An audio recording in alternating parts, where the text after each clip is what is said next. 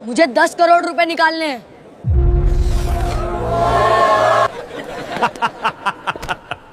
दस करोड़? तेरे पास अकाउंट भी है यहां?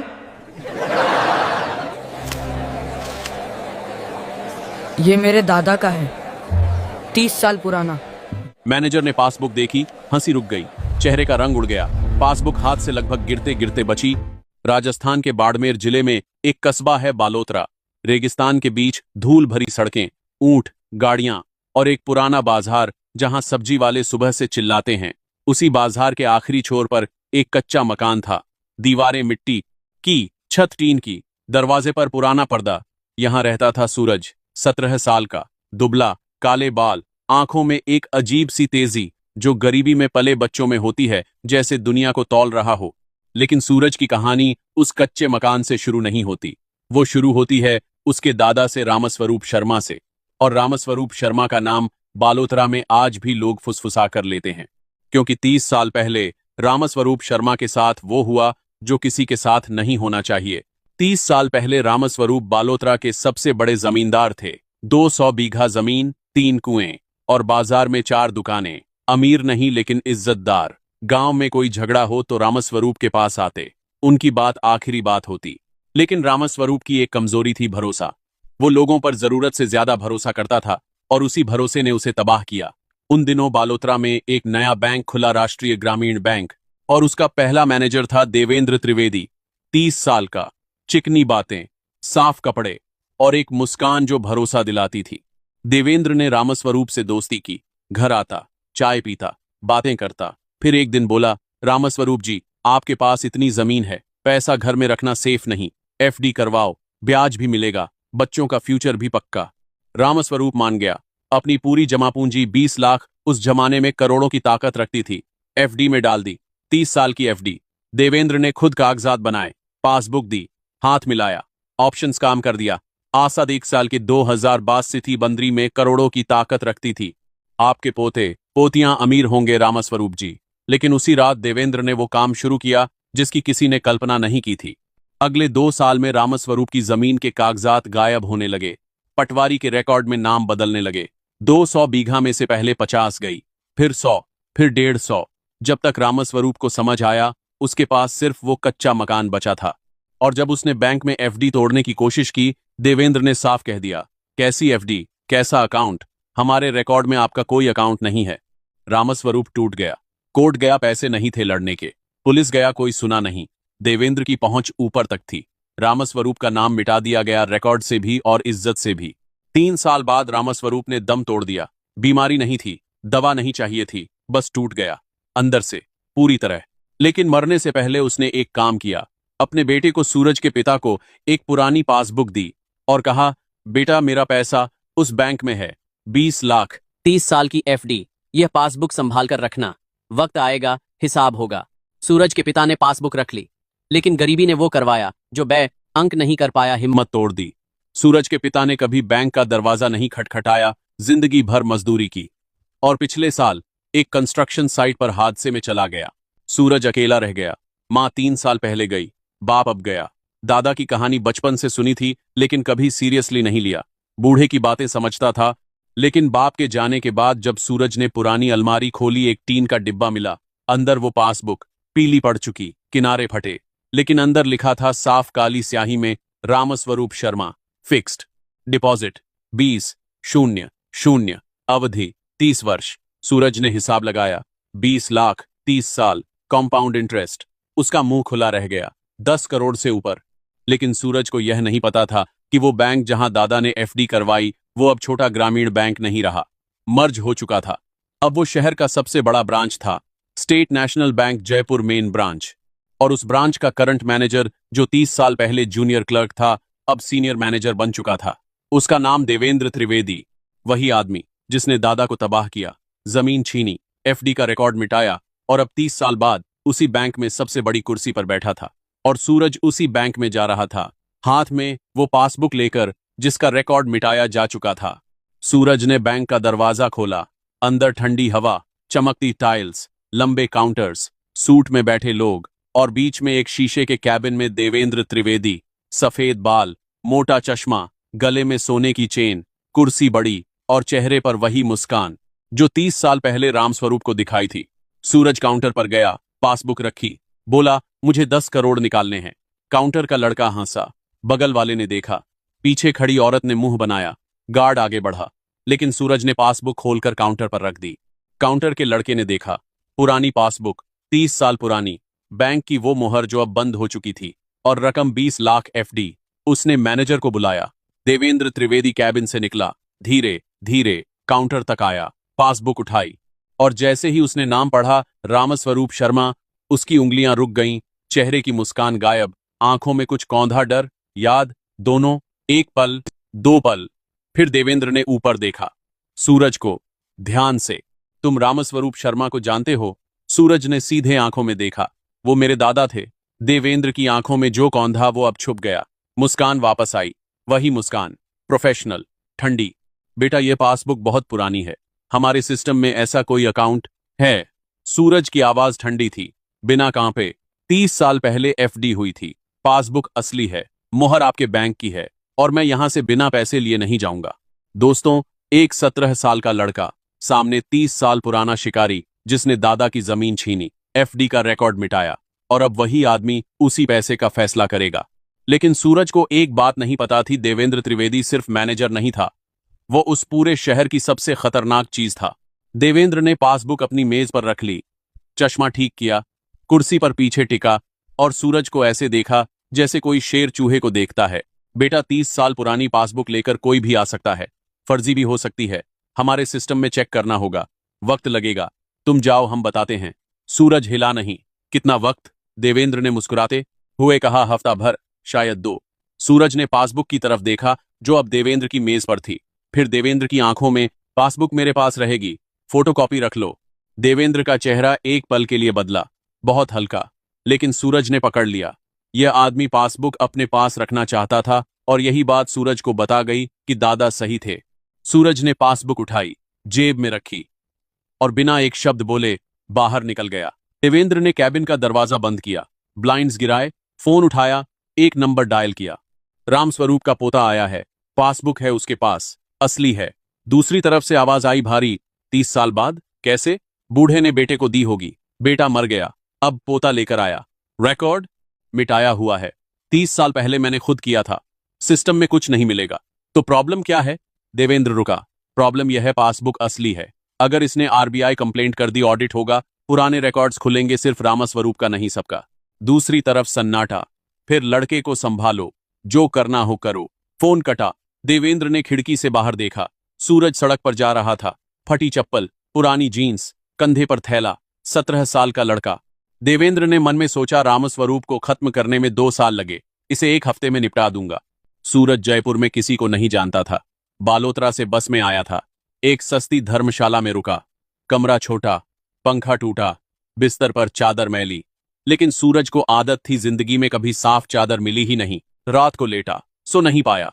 दिमाग में देवेंद्र का चेहरा घूम रहा था, वो मुस्कान, वो सिस्टम में चेक करना होगा, वो तरीका। जी सस्ते पासबुक अपने पास रखना चाहता था। दादा की आवाज कानों में, बेटा मेरा पैसा उस बैंक में है, वक्त आएगा हिसाब होगा। सूरज ने तय किया, चुप नहीं बैठूंगा। सुबह से काम शुरू। अगली सुबह सूरज सबसे पहले एक साइबर कैफे गया, 5 रुपए में 1 घंटा इंटरनेट। उसने आरबीआई की वेबसाइट खोली, कंप्लेंट पोर्टल ढूंढा, लेकिन फॉर्म भरने के लिए डॉक्यूमेंट्स चाहिए थे, ID proof, account details, FD certificate. Suraj के पास सिर्फ पासबुक थी, एफडी सर्टिफिकेट दादा ने कभी नहीं दिया, शायद बैंक ने दिया ही नहीं। दूसरा रास्ता, आरटीआई, राइट टू इंफॉर्मेशन। सूरज ने पढ़ा था, कहीं सरकारी बैंक से किसी भी पुराने रिकॉर्ड की कॉपी मांगी जा सकती है।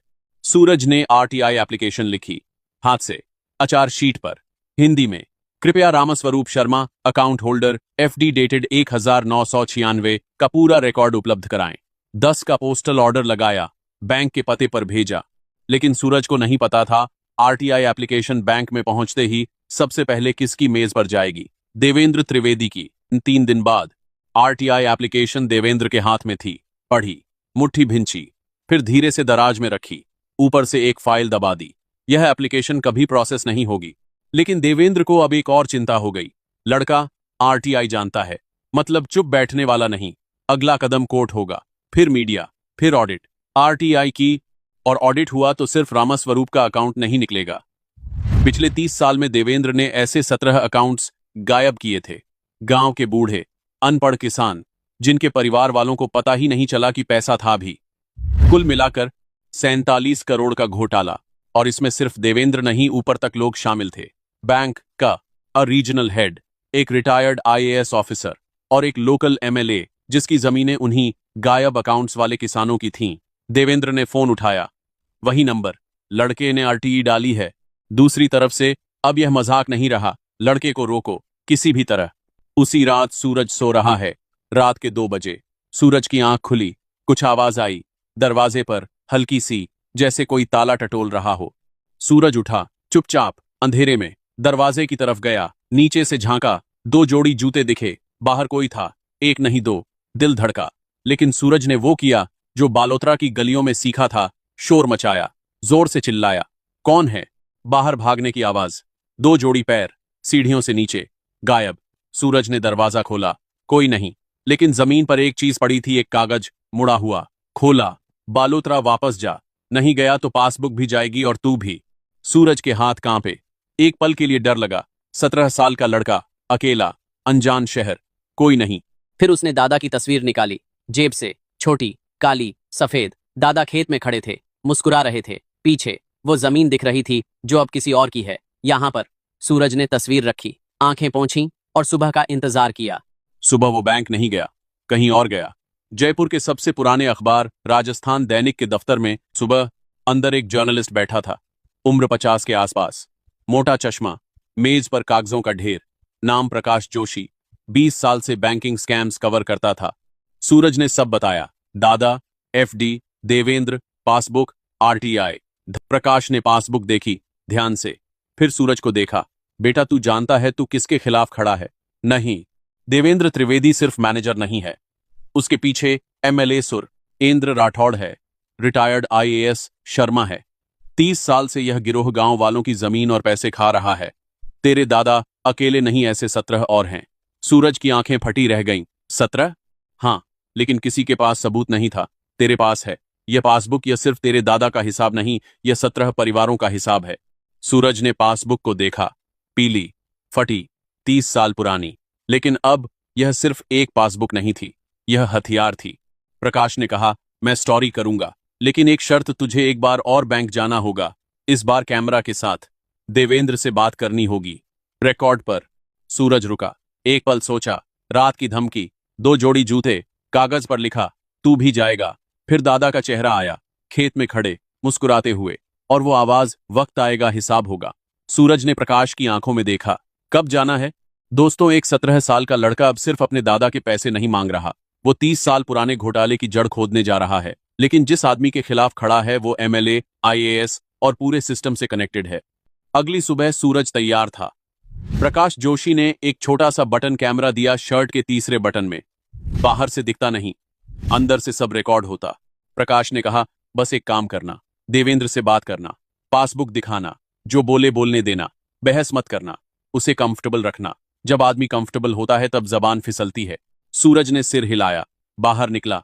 धूप तेज थी, जयपुर की सड़कें भरी हुई। ऑटो पकड़ा, बैंक पहुंचा, दरवाजा खोला, वही ठंडी हवा, वही चमकती टाइल्स, वही काउंटर और वही शीशे का कैबिन जहां देवेंद्र त्रिवेदी बैठा था। सूरज सीधे कैबिन में गया, दरवाजा खटखटाया। देवेंद्र ने ऊपर देखा, एक पल आंखों में कुछ कौंधा, फिर वही मुस्कान, आओ बेटा, बैठो, चाय लोगे? सूरज बैठा, चाय मना कर दी। सर, मेरी आरटीआई एप्लीकेशन का क्या हुआ? देवेंद्र ने चश्मा ठीक किया, बेटा प्रोसेस में है, वक्त लगता है। कितना वक्त? 30 साल। देवेंद्र की मुस्कान एक पल के लिए हिली, फिर वापस आई। देखो बेटा, मैं तुम्हारी मदद करना चाहता हूं, लेकिन सिस्टम में कोई रिकॉर्ड नहीं है, पासबुक पुरानी है, हो सकता है गलत हो, फर्जी हो। सूरज ने जेब से पासबुक निकाली, मेज पर रखी, खोली, उंगली रखी बैंक की मोहर पर। यह मोहर आपके बैंक की है, यह डेट 1996 की है, और यह साइन, यह आपका है, देवेंद्र त्रिवेदी। तब आप जूनियर क्लर्क थे, याद है? देवेंद्र का चेहरा बदला, मुस्कान गई, कुछ और आया, ठंडा सख्त। तुम क्या चाहते हो? अपने दादा का पैसा, बस। देवेंद्र ने कुर्सी से आगे झुककर देखा, धीरे बोला, बेटा तेरे दादा बड़े जिद्दी थे, देख क्या हुआ उनके साथ। तू समझदार बन, पासबुक दे दे, 5 लाख ले ले चुपचाप और बालोतरा वापस जा। सूरज ने सुना हर शब्द, बटन कैमरा ने भी सुना। 5 लाख, दादा के 20 लाख थे, 30 साल का ब्याज मिलाकर 10 करोड़ से ऊपर, और आप 5 लाख दे रहे हैं। देवेंद्र की आवाज अब धीमी थी, खतरनाक। बेटा, दुनिया में हर चीज का रिकॉर्ड नहीं होता, कुछ चीजें दब जाती हैं, दबी रहने दे, तेरे भले में है, जैसे मेरे दादा दब गए। देवेंद्र की आंखें सिकुड़ी 2 सेकंड, फिर उसने ड्रॉर खोला, एक विजिटिंग कार्ड निकाला, मेज पर रखा। यह एमएलए साहब का नंबर है, सुरेंद्र राठौड़। इस शहर में पत्ता नहीं हिलता उनके बिना। तू चाहे कोर्ट जा, मीडिया जा, आरबीआई जा, सब रास्ते यहीं आकर रुकेंगे, समझ रहा है? सूरज ने कार्ड देखा, उठाया नहीं। सर, एक बात बताऊं? बोल। मेरे दादा अनपढ़ थे, भरोसा करते थे, आपने उसी भरोसे को तोड़ा, जमीन छीनी, पैसे खाए, और दादा को इतना तोड़ा कि वो मर गए। सूरज की आवाज कांपी नहीं, एक शब्द भी नहीं। लेकिन मैं अनपढ़ नहीं हूं और मैं भरोसा नहीं करता। सूरज उठा, पासबुक जेब में रखी, दरवाजा खोला और बाहर निकल गया। देवेंद्र कैबिन में अकेला बैठा रहा, खिड़की से बाहर देखता रहा। सूरज सड़क पर जा रहा था, वही फटी चप्पल, वही थैला, लेकिन कुछ बदला था चाल में, सिर उठा हुआ था। देवेंद्र ने फोन उठाया। लड़का नहीं मानेगा, दूसरी तरफ से तो अब हमारे तरीके से होगा। लेकिन देवेंद्र को नहीं पता था उसकी हर बात, 5 लाख का ऑफर, एमएलए की धमकी, दबी रहने दे, सब रिकॉर्ड हो चुका था। उसी शाम प्रकाश जोशी के ऑफिस में प्रकाश ने फुटेज देखा 3 बार। हर बार उसकी आंखें और चमकी, बेटा ये गोल्ड है। देवेंद्र ने खुद कबूला, पासबुक असली है। 5 लाख ऑफर किया मतलब पैसा है, एमएलए का नाम लिया मतलब ऊपर तक जुड़ा है, और दबी रहने दे, ये प्रैक्टिकली कन्फेशन है। प्रकाश ने कीबोर्ड पर हाथ रखे। स्टोरी कल सुबह फ्रंट पेज पर होगी। अगली सुबह राजस्थान दैनिक फ्रंट पेज। 30 साल पुराना बैंक घोटाला, 47 करोड़, 17 किसानों के अकाउंट गायब, मैनेजर ने खुद कबूला। साथ में वो फुटेज यूट्यूब पर, ट्विटर पर, व्हाट्सएप पर 1 घंटे में वायरल। दोपहर तक टीवी चैनल्स ने उठा लिया, शाम तक आरबीआई ने नोटिस भेजा, रात तक सीबीआई इंक्वायरी अनाउंस हुई, और अगली सुबह देवेंद्र त्रिवेदी गिरफ्तार, उसके साथ 2 बैंक ऑफिसर्स, एक रिटायर्ड आईएएस और एमएलए सुरेंद्र राठौड़, जिसके बारे में देवेंद्र ने कहा था पत्ता नहीं हिलता उनके बिना, उसका पत्ता हिल गया। सूरज ने टीवी पर देखा, देवेंद्र हथकड़ी में, वही मुस्कान गायब, वही चश्मा टेढ़ा, वही आदमी जिसने 30 साल पहले दादा से कहा था आपके पोते पोतियां अमीर होंगे। आज वो पोता सामने खड़ा था, अमीर नहीं लेकिन खड़ा था। सीबीआई इंक्वायरी में सब निकला, 17 अकाउंट्स, 17 परिवार, 17 कहानियां, हर एक दूसरी से ज्यादा दर्दनाक। बूढ़े किसान जो मर गए, उनके बच्चे जो मजदूर बन गए, पोते जो स्कूल नहीं जा सके, और सबका पैसा देवेंद्र और उसके गिरोह के बैंक अकाउंट्स में। कोर्ट ने ऑर्डर दिया सभी 17 अकाउंट्स रिस्टोर हों, ब्याज सहित। सूरज के दादा के अकाउंट में कंपाउंड इंटरेस्ट लगाकर कुल रकम बनी 12 करोड़ 58 लाख। लेकिन यहां कहानी वो मोड़ लेती है जो किसी ने नहीं सोचा।